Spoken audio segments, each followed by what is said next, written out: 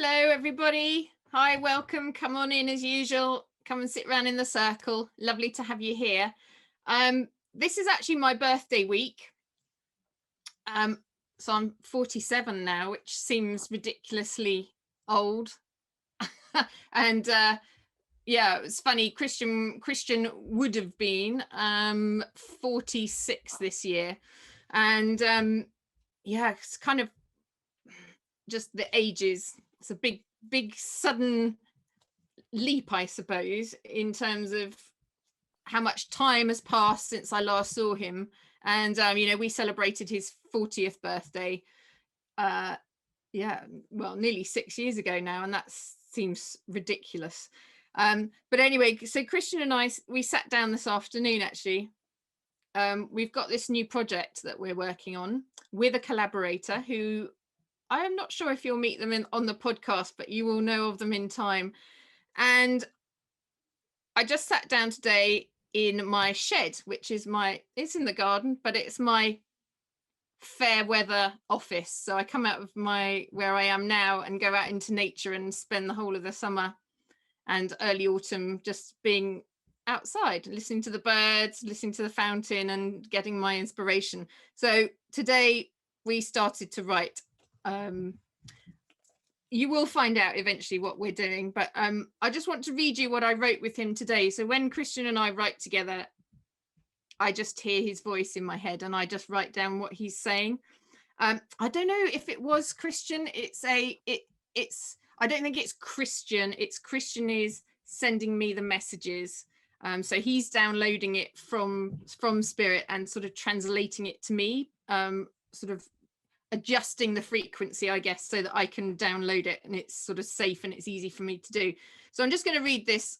Every podcast episode I've done so far has resonated with certain people and they've been in touch with me. So I think this is quite a general message. So I think it will probably resonate with quite a few people. And then I'm going to introduce you to my lovely guest, Desi. So just bear with me. I'll just read this short piece. When the winds of chaos and change swirl around you, I will be there. When the world seems dark and cold, know that I am by your side, holding your hand, unseen. Never doubt our love can conquer all that life appears to throw your way. Know that you are strong beyond belief, and know that our love continues, remaining strong whatever the winds of change blow towards you. Keep opening your heart to me and to life. Death and love is not the end, just a transition, a call to transform. There is no need to heed others' advice, for you have all you need within. Listen to your heart, my lovely. Listen to your soul. Where is it calling you? So I just want to introduce you now to my lovely guest, Desi Kadra. Desi, I've known for a few years and we got in touch over, I think it was over Twitter after I'd tweeted something about grief and loss. This was quite a few years ago. So, and anyway, Desi got in touch with me and asked me to come on her YouTube channel. So her YouTube channel is called Bridging the Realm, and it's a YouTube and also a podcast channel. And really, Desi was the first one who I publicly told our story to, and I was very nervous about it. I'm going to bring Desi on now, actually. You'll see how beautiful she is and how calm and radiant she is. She's in the Barcelona sunshine in Spain at the moment, so she's looking beautifully glowing. So hi Desi, thank you so much for joining me. Hi Hannah, thank you so much for having me. It's such a pleasure to be here with you. Oh, it feels like a bit of a role reversal because you've interviewed me twice actually, haven't you? And yeah, I was sort of saying you were the first one that we told our story to, and yeah, the first time I was on screen with you, I was extremely nervous and not sure about what sort of reaction what I was going to get. Talking about the spiritual stuff and talking to Christian, and I was thinking, oh, they're all going to think I'm mad, but you didn't. And no, no, definitely not. Yeah, and no, I think the story you told, it was amazing, and And I mean, from what I remember, you came across really amazing, and the story was also so touching. And we had quite a few of the listeners who also commented later on that it was a really fascinating story and really courageous of you to actually tell it, and in such a way that's never really been told before by anyone. So yeah, it's really incredible what you're doing. So I'm really glad that I got in touch in the end, and we managed to yeah, to connect.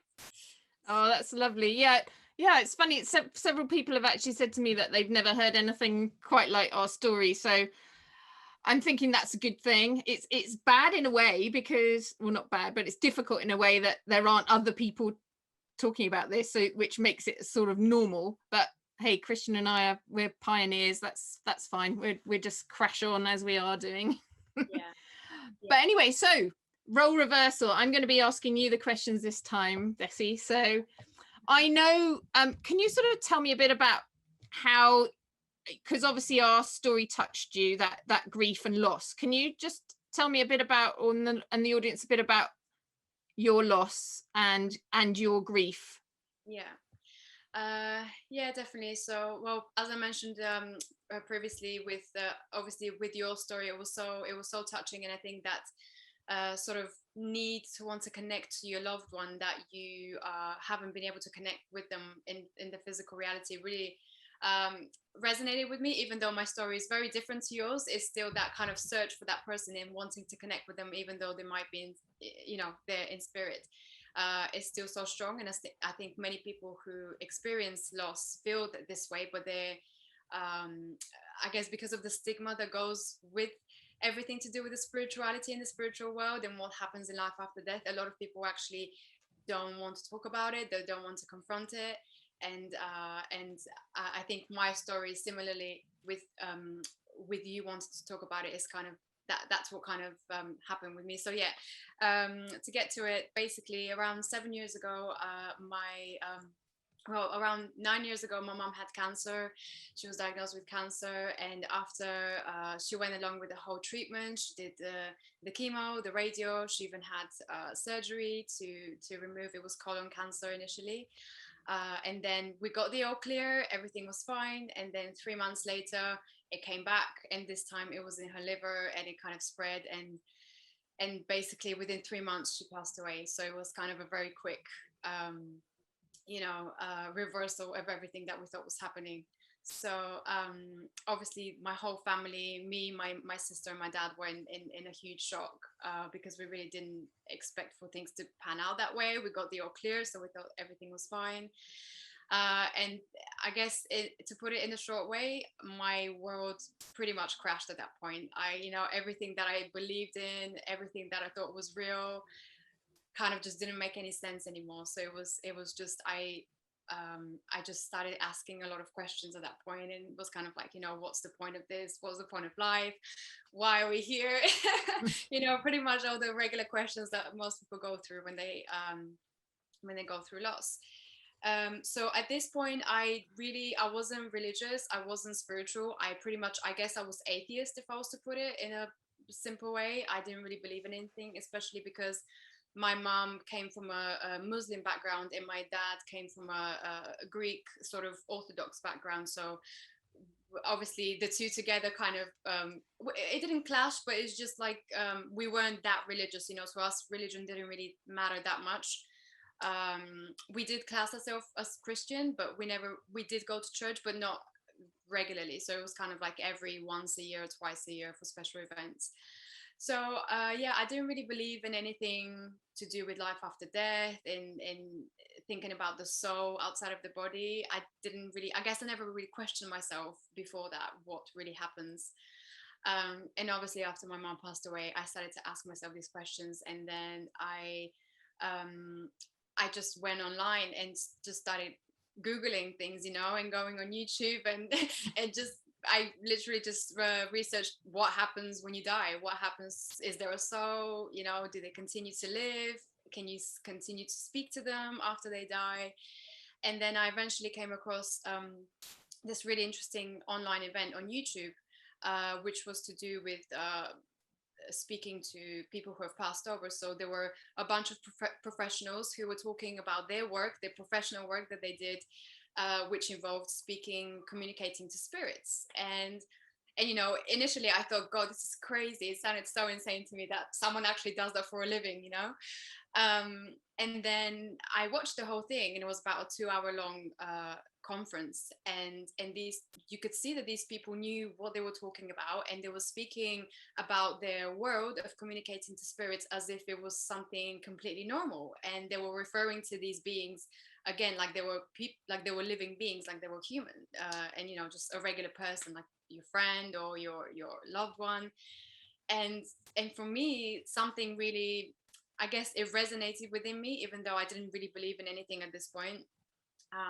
But I just knew I had to contact one of the people. One of the people specifically, this lady, really resonated with me, and I found her details, and I ended up booking a session with her, one-to-one session with her. And about a month later, I went to see her, and she got in touch with my mom. She brought my mom into the session, and of course, at this point, I went thinking, this is just ridiculous. I'm not going to get anything from it. They're probably lying and all of this stuff. And then, so I went to the session, and then I was just shocked at the amount of information that the lady was able to reveal to me and to relate to me, that was true, and is basically what happened without me even having told her anything much, except from the fact that my mom died. And yeah, so it was really strange for me. I still found it very hard to believe that this event is real, and that someone can actually communicate with the spirit of a deceased loved one. But slowly, I guess it just, my mind began to open up from that stage. That was kind of like the first time my mind opened, and I started to see, okay, there is something more to this than we're being told.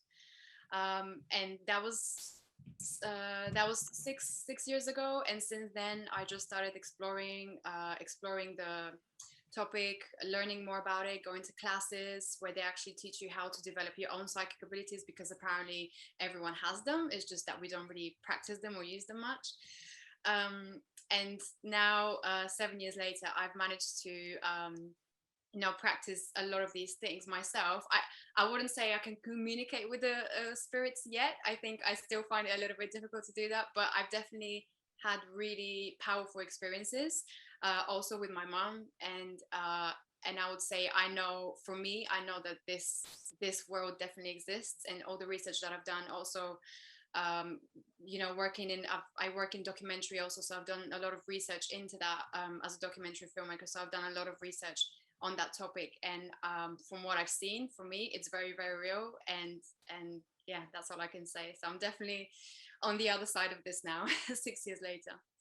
So, yeah. Gosh, it's actually, I was thinking as you were speaking, our stories are quite similar, aren't they, in that you start off like questioning and everything, like, and that losing, something that really resonated with me when you said, like, losing your trust in everything when your mum passed on or passed over, like you were thinking everything was okay, and then suddenly bang. Yeah, exactly. And that loss of trust is massive, isn't it? And in terms of grief, loss, and also how you try and readjust to life. Yeah. How old were you when your mum passed over? I was 24. Yeah, just before it was like a month before my 25th birthday. So yeah. Gosh. So yeah. what kind of impact did that have on you personally? Can you talk about initially how that was?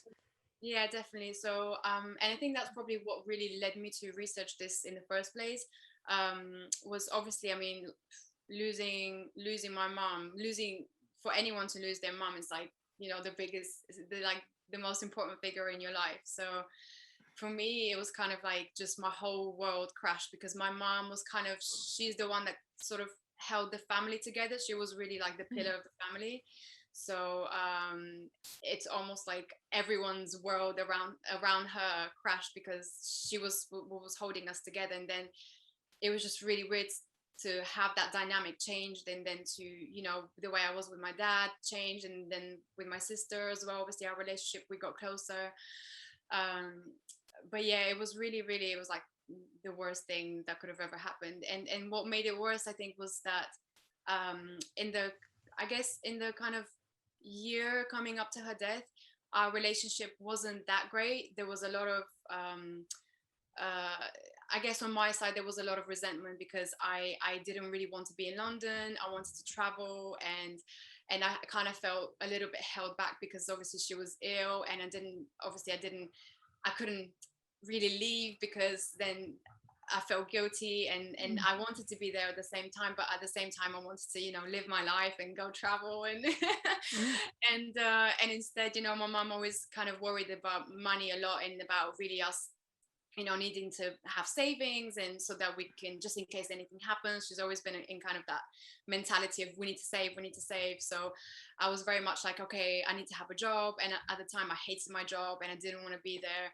And I guess I had a little bit of a depression at the time anyway. So on top of everything else that was going on, and then that really caused a lot of friction between my relationship with my mom. And there were a lot of things that I felt like I couldn't really say to her because I felt like I don't want to make her situation worse. I don't want to make her feel even worse.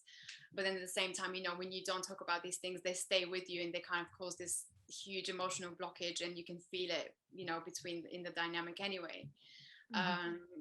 So yeah, there were definitely a lot of things that I felt like I didn't get the chance to say to her anyway, because within the space of those 3 months, everything just happened so quickly, and we were kind of just on um, alert mode, and everything was like, just trying to get everything sorted before, before she passes away. So it wasn't like in the movies, at least that's what I thought to myself. It wasn't like in the movies where you get to say bye to them and you get to tell them everything you wanted to. And, for me, it wasn't like that. And that's what really made it so difficult for me to accept that I couldn't even, I couldn't even tell her everything I wanted to. And I couldn't, there were a lot of things that I said that I wish I took back, and that I regretted saying to her. And, like the whole mother-daughter relationship is quite, it can be quite intense sometimes. So there were a lot of regrets that I had, and a lot of things that I wish I told her. And so that really, when she passed over, that just killed me. And I was just thinking, I can't imagine myself living like this for the rest of my life. Like just the guilt and the regret were, literally, I felt like I was going to die from that myself. So that was probably the biggest thing for me. I just wanted to know that I can still speak to her, and I can still, even though she's passed away, I can still say the things that I wished I said before she passed away. So yeah, so that's why I think the first time when I went to see the lady that I had the session with, um, even though, still nothing had changed in terms of my mom was still dead and everything, I actually walked out of that session feeling elated, because I thought, wow, I can actually, now I know I can communicate with her, and she is here to hear me, and she can understand, why I said the things that I did and why I didn't say the things that I didn't. So basically I could get a bit of closure that I didn't really get the chance to have when she was still here. So for me, that was a huge relief, I guess, if you can put it that way, because at least it meant I can still, yeah, basically have that closure with her that I didn't get the chance to have before. So yeah, that was the Mm. biggest thing for me. Yeah. So um did you feel like you said you talked about closure there, did you feel like after that sort of one session that, I've kind of been able to say what I wanted to say? Well, How did it sort of carry on after that? Because there must have been some things that you were still. oh yeah. Oh yeah. I mean, to be honest, even now I've said this, it still hasn't really finished, because there's been a whole process for the last 6 years of me Mm. um kind of, I guess, communicating those things little by little. I still, even though it's made a huge difference, and I've had more sessions after that, also going to classes and being able to kind of connect with her through that. So it's definitely made things a lot easier. There are a lot of things that I've been able to get off my chest and kind of almost kind of repair our relationship in a way, even Mm. like in this way. So similar to with you, Mhm. but it's still a process. There are still things that I guess I'm finding difficult to understand in terms of why she did certain things, and why our relationship was so difficult in the last kind of year before she died. And I guess I'm still making my amends with that. But there's just so many different pieces to it. You know, I feel like I've been repairing piece by piece over the last few years. It's not just like a one process where you can just wipe the slate clean and that's it. You know, I mean, I'm sure you would know as well.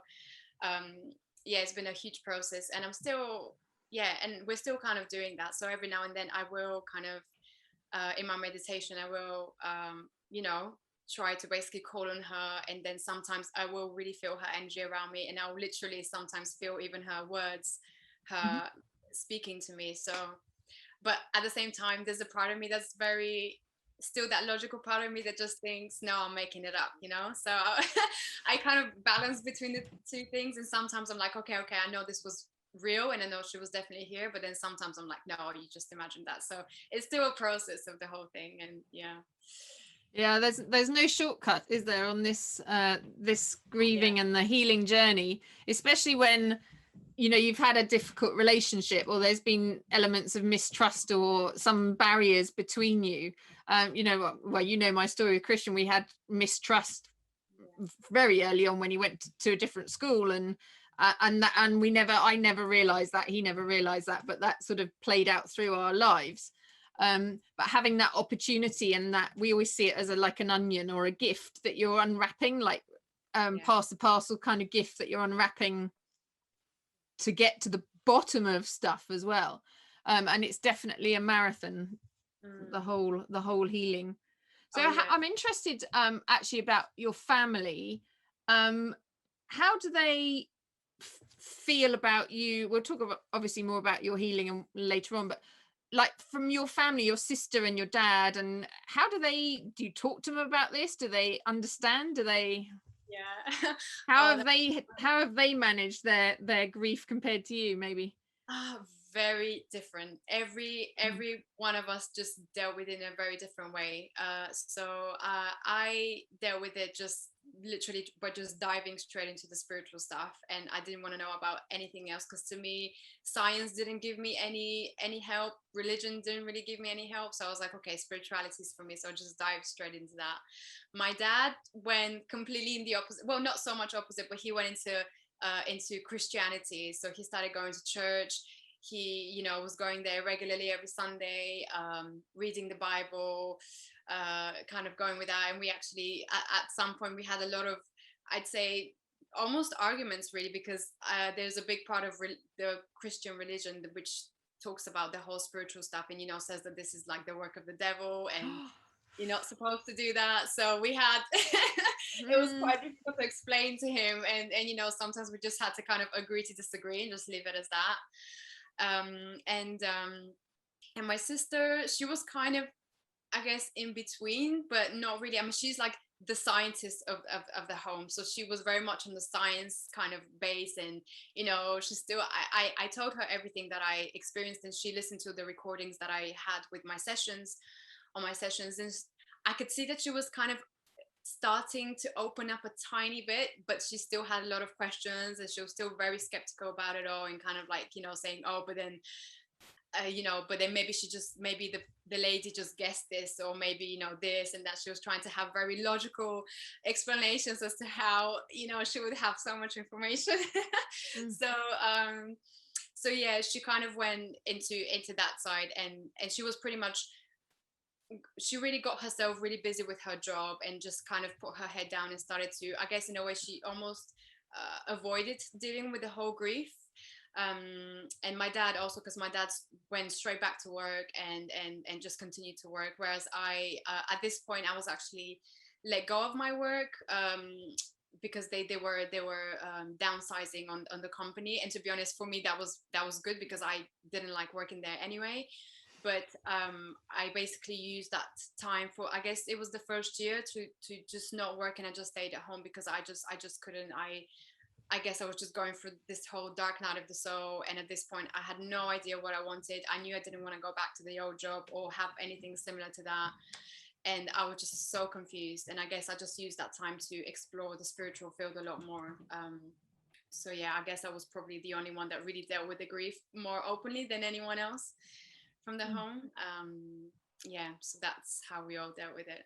So very different. Yeah, I think, well, everyone does, don't they? They all deal with, they have their sort of ideas of about death, life, and how they're going to cope with it, and also how they cope with previous losses. It all compounds, doesn't it? Yeah. Thank you for sharing that, because that's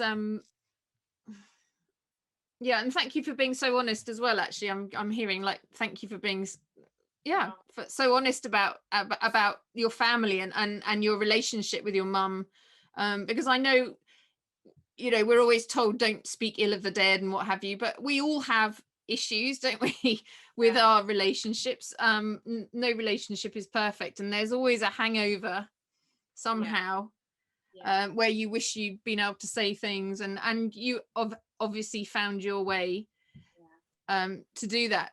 So I'm interested where you start, obviously researching for yourself, and you obviously have found your way of the way you're comfortable with processing and the way you're moving forward.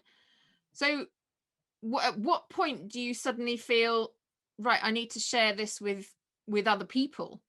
Because you have your YouTube and you have, your podcast. How does it does it sort of feel like it's part of your mission or part of a purpose, or?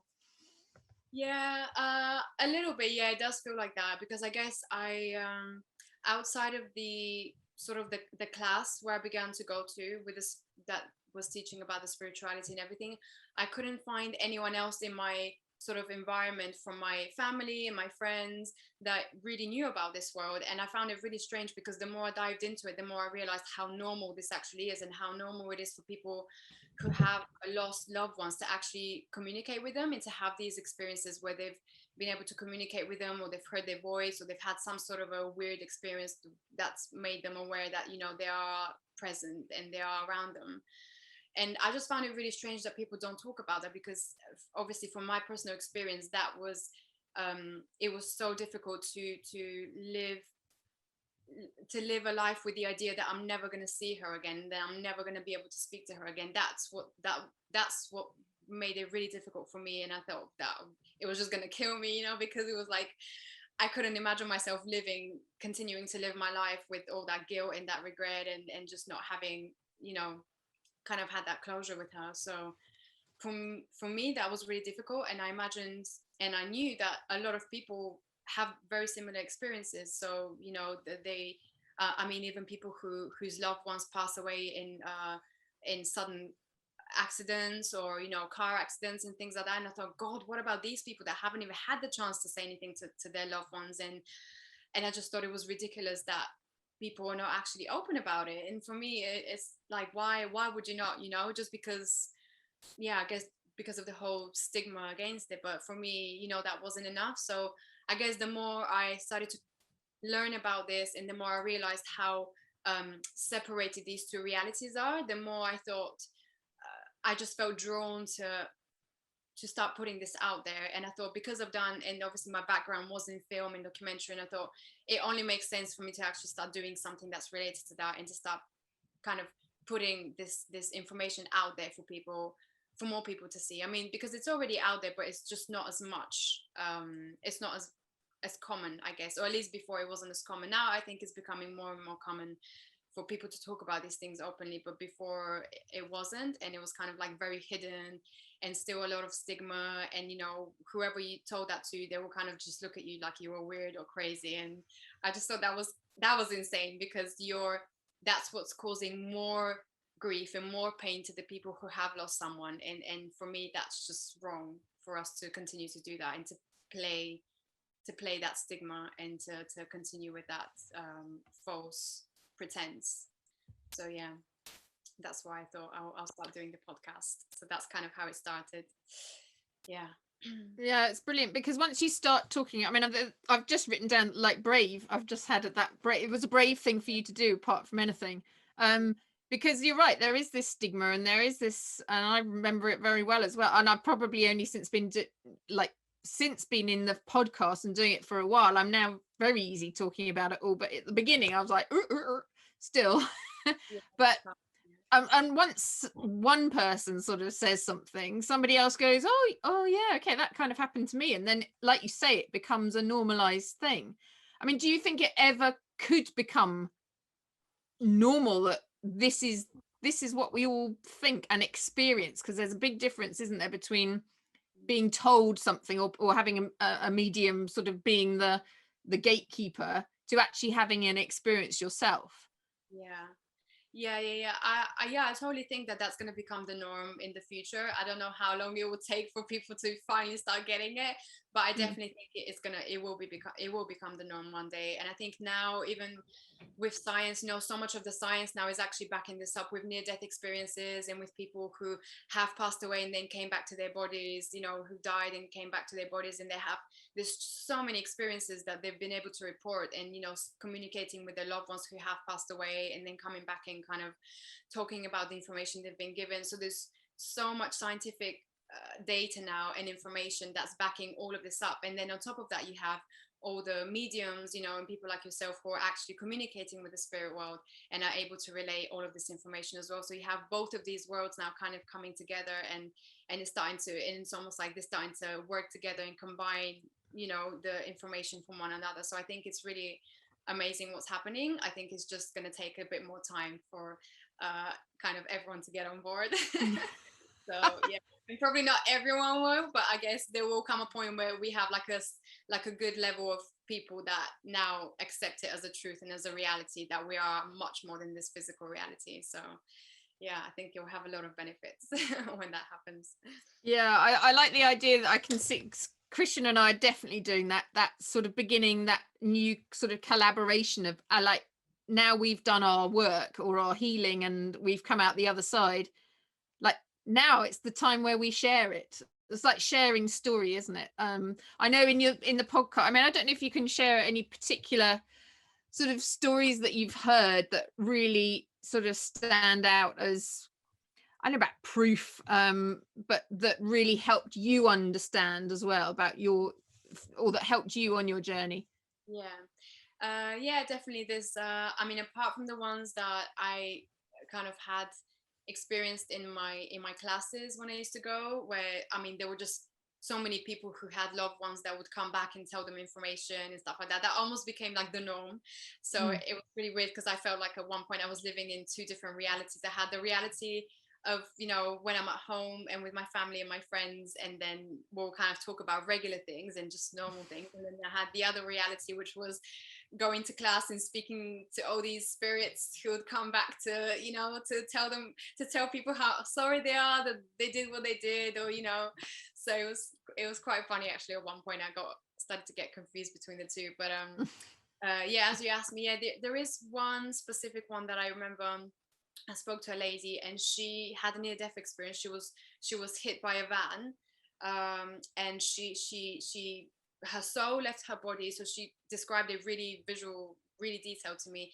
And her soul left her body, and she basically told me how she literally just started seeing, her body first on the road, and then she was seeing all the people gather. And in the beginning she was saying that she couldn't quite understand what's happening. She was kind of like a little bit confused, and thinking, oh, why are all these people gathering, what's happened?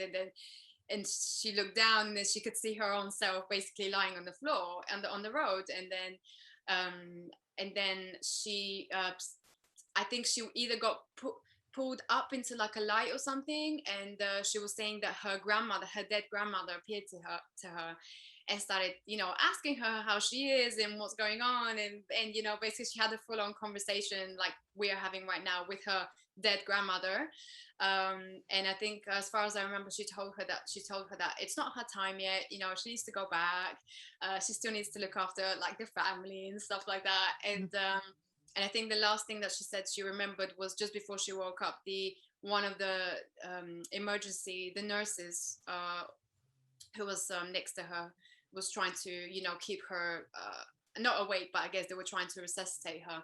So I think she remembered one of the nurses saying something to her, like, "Oh, you're going to be okay. You're going to be okay." And then eventually they managed to bring her back to life. So her spirit went back into her body, and then next thing she knows, she was in the hospital, and then that's when she properly woke up, and then she remembers she remembered. She had a rough idea of what's happened, but yeah, it started to come back to her. So yeah, I think that's what probably stuck with me. One of the stories that stuck with me a lot. I guess because it was just so descriptive in terms of what she saw after she left her body, and it's very similar to a lot of the stories that I've heard just from doing my own research on the topic of life after death, and people having near death experiences and leaving their body and then coming back. So they all sound quite similar in terms of what happens and what they can see when the death happens, and then them communicating with their loved ones, maybe like a friend or grandpa or grandma. So yeah, there's a lot of these stories, and a few of these have, yeah, definitely remember, quite interesting to, yeah, they kind of stick with you. And is there an element of disbelief that you have when you hear these stories, or are you totally on board with it all? Yeah, well, I think by now, because I've heard so many of them and it's just become so normal, that I don't really, I feel like I don't really have the need to question or be skeptical about it, because I know by now that it's that it's very, very real, and that's pretty much what happens based on what I've heard before. Um, yeah, I think the only times I do question something is when maybe I am with a medium who's trying to connect with someone, like with the spirit of a loved one, and then they're relaying the information. Then I guess I'll just kind of question myself, to what extent do I believe that they're actually communicating with that person? Sometimes there are those little doubts that I have, especially I've been to some sessions where there are these kind of group sessions where you have the medium and they'll just call out names, and they'll say, oh, I'm hearing a name that's to start with M or N. Those are the ones I'm kind of a little bit skeptical about. But yeah, apart from that, I think, yeah, most of the time I do tend to just believe what they tell me, because I feel like there's not really any reason for people to lie about these things as well, I guess. Yeah, so I think it takes a lot to stand up and talk about these things, doesn't it? So it's not I would never have put myself in this position if it hadn't been totally true for me, because why would I put myself through that? I know you were talking about the your dad and your conversation about the all of this is wrong and evil, and the Bible says you shouldn't. I've had all that thrown at me as well, so and loads more. So you don't do these things lightly and stand up and talk about it. But your YouTube channel and the podcast, so how do you decide what subjects you're going to cover, or the guests that you're going to invite, or do they just sort of come into your life like they do for me? Yeah.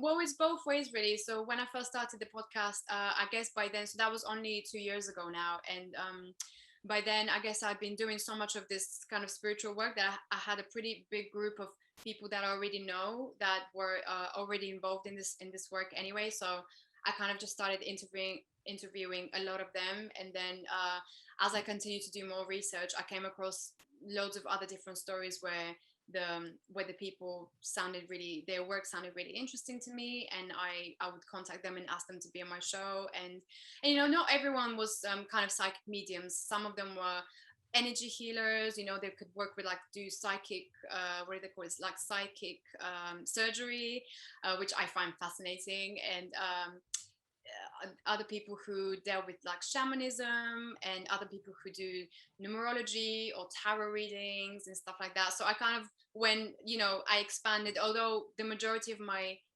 interviews were to do with life after death and kind of communicating with psychic mediums, because that's what I found the most interesting, I definitely kind of expanded into different areas as well. So it's not strictly just kind of life after death, because that gets a bit tiring after a while. It's like, okay, now we can move on to something else. we need another topic to discuss. So often we teach what we need to learn ourselves. So what do you think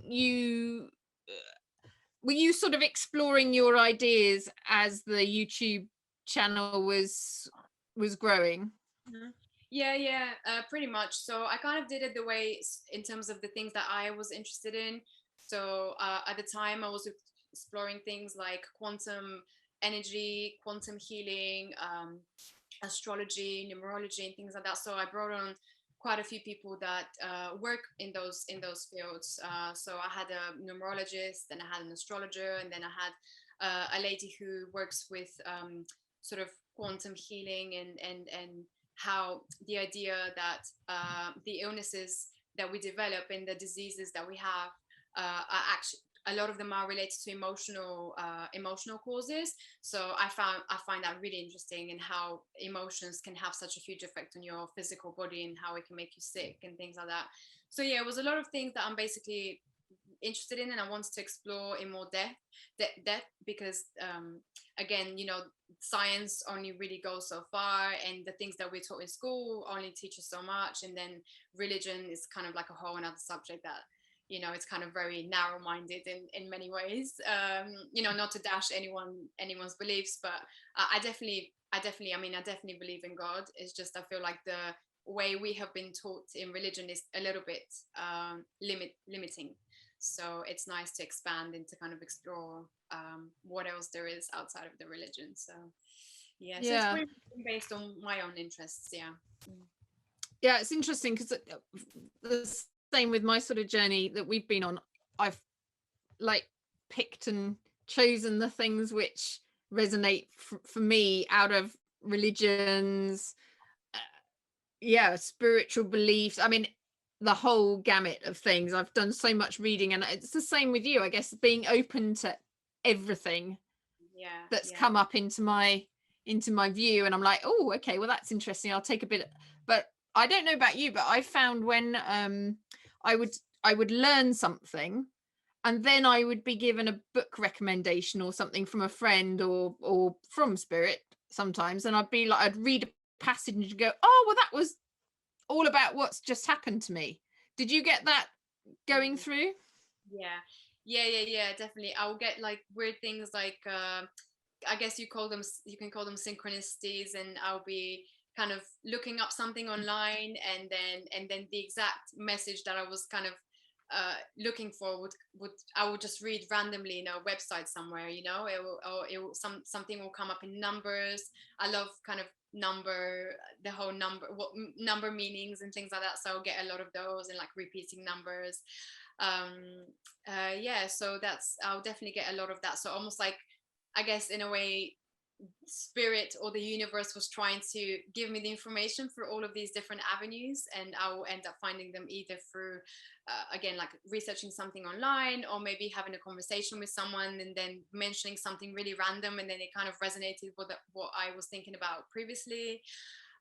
So yeah, little things like that I'll find they'll just come across, and then I would kind of get hooked on that thought, and then I'll explore it further and try to learn more about that. So yeah, it's really interesting how that works. And do you feel, I mean, we talk about this, I'm sort of being the finder of lost things and myself, but do you think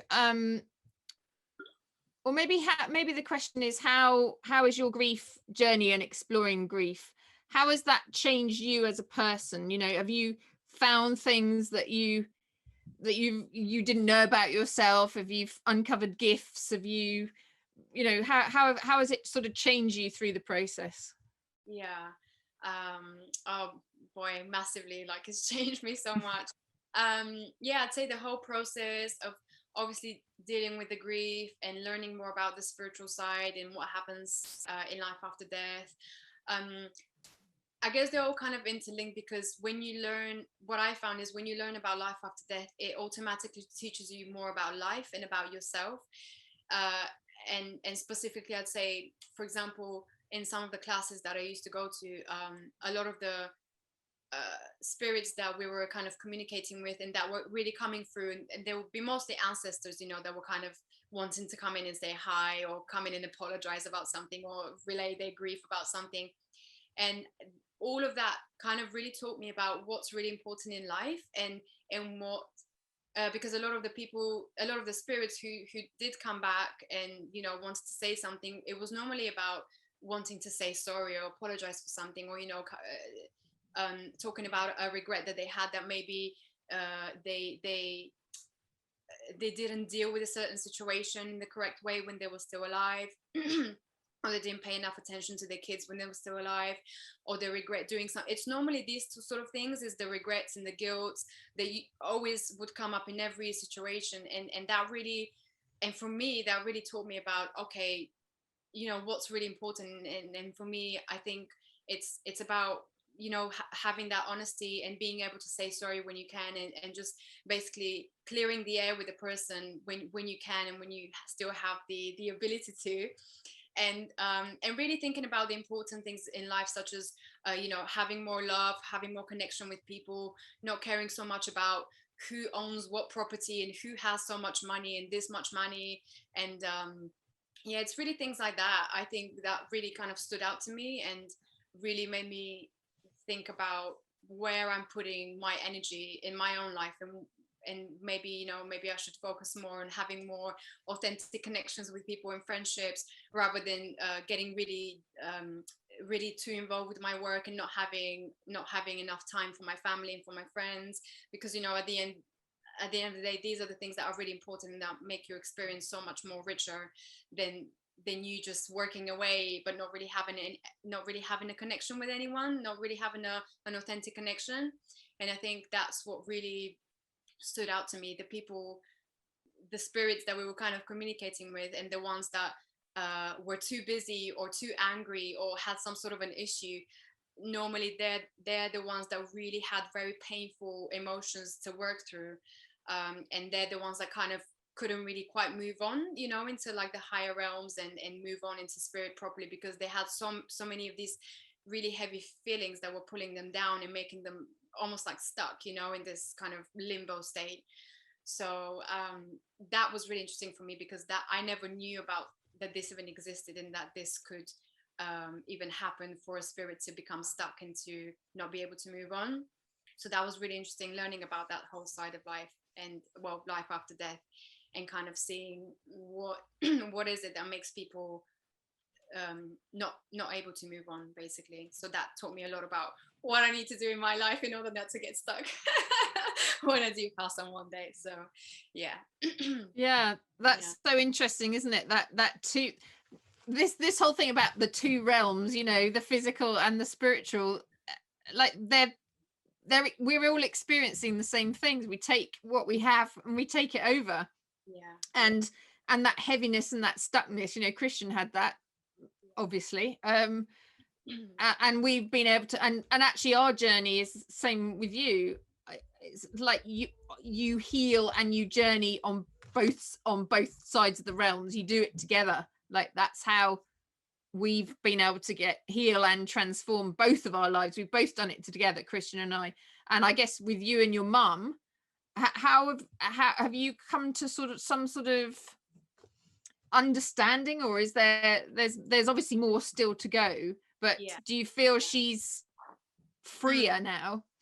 Yeah, I definitely feel this way. I think compared to the very first few times when I had sessions with my psychic medium, to the later sessions, there was definitely a shift. It wasn't a big shift, but there was definitely a shift in terms of I think at that point my mom felt a lot better, that now we've realized that she isn't completely gone, and that we can still kind of communicate with her when we need to, and that and I knew that she's still kind of around us and kind of looking after us in a way, but it definitely felt more I guess a little bit more distant, as in she knew that we're going to be okay, and she knew that we'll be able to take care of ourselves.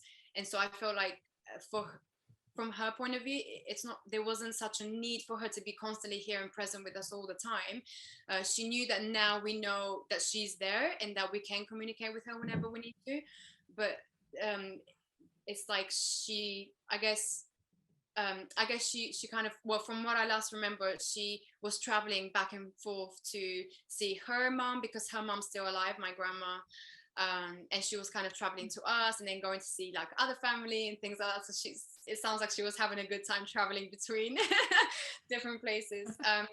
But yeah, I definitely feel like now, and also because I don't really dream about her as much as I used to. I used to dream quite a lot about her before, and the dreams were quite heavy, and I think that was probably partially me processing my own grief and my own kind of issues that we had at the time before she passed away. And now I don't really have those dreams anymore, so I feel like we've managed to clear a lot of that. Not 100%, but a lot of it I feel like it has been cleared. And so I feel like as a result, maybe on her side, she's also maybe been able to move on a little bit as well with her own path of where she's meant to go after this. So yeah, it definitely feels like it's not completely, I don't feel like she's completely gone, but definitely more distance than before, than the very beginning. So yeah. Yeah, that's interesting, isn't it? I feel with Christian as well. He was really close when I kind of needed him at the certain points where we needed to do work as well. And then he would go off and visit friends, or he would then he's working with children actually in spirit, so he has his roles to do. But I was also very aware that he was off, like, sowing the seeds for what's coming now. Do you feel your mum is I was going to say, do you feel she's a sort of a guide, a supporter? How do you sort of feel about your relationship now? Yeah, it's quite interesting. I think, yeah, I definitely feel like she's there to like guide us, especially in like the difficult moments and stuff. And I feel like now, I guess because I've been able to do all of this work with her for the last several years, I feel almost like in a way our relationship is better in a way, because I feel like now I can talk to her about the things that I felt like I couldn't before. And that because, you know, there were all of these things and that we just felt like we couldn't talk about in the house. And now, obviously, now that we've kind of gone past this stage and we've opened up to so many things, and I've been able to see how you know, her own childhood and the things that she experienced as a child really kind of influenced the way she was in certain ways, like for example with like the money and always wanting to save and just being so caught up with work and wanting to constantly work because there was this fear of not having enough, which was, you know, programmed into her since when she was a child. And now I feel like I can understand her a lot better, and I can see why she was the way that she was in certain respects.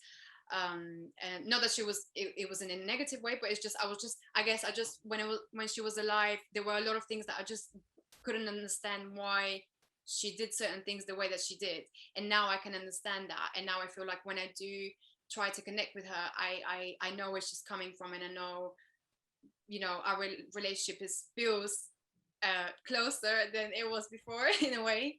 Obviously not in the same way in the physical manner, but in the way that her energy feels around me. And yeah, in terms of how open I feel like I can be with her.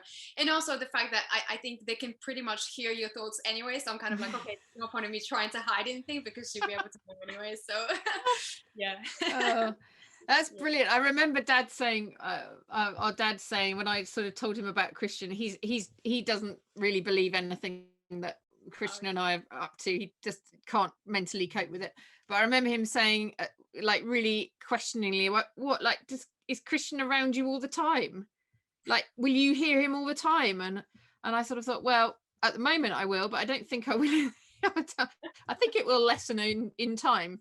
But to try and put your head around what we're talking about, you know, for people who are maybe, I'm not sure about this. Yeah, it's a difficult leap, isn't it? But as you say, once you're in it, and it was interesting to hear you were talking about being in that group and you're actually feeling like you're on two different sort of planets almost, because this is so normal. Exactly. To us all, isn't it? Yeah, definitely. Yeah. And I think I became so used to talking about the spiritual stuff that when I was talking about anything else, it sounded so foreign to me and so just petty.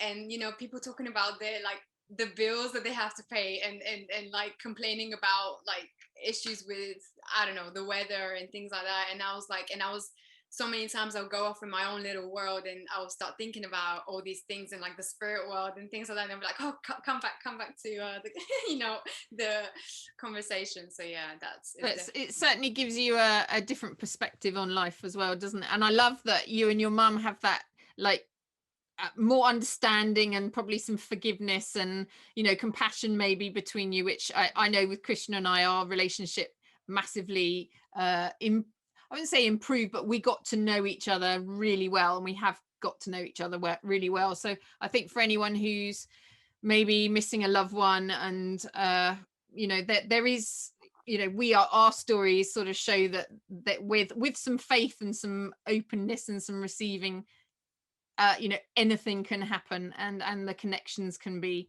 really improved. You know, we've got to go. This is our time. It always happens so quickly, Desi. It really does go so quickly.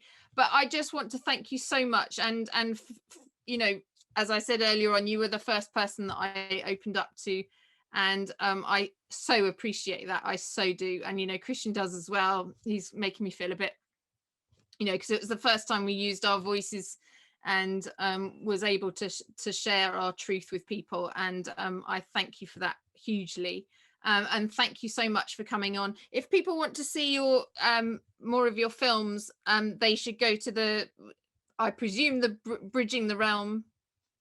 Yeah, so just Bridging the Realm on YouTube, and yeah, you'd be able to find the channel. So everything's on there.